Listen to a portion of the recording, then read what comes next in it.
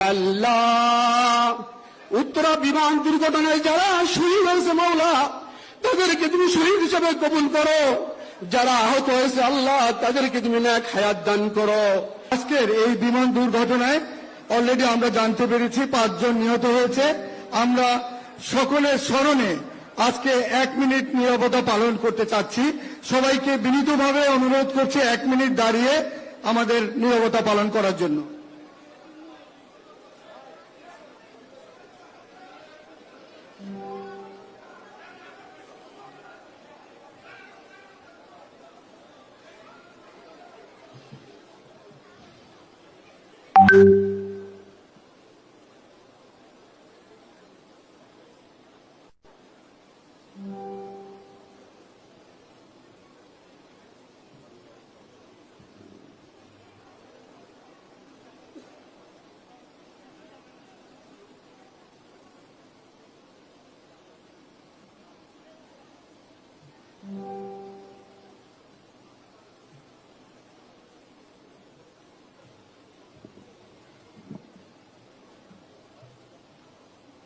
ধন্যবাদ, সবাইকে বসার জন্য অনুরোধ করছি।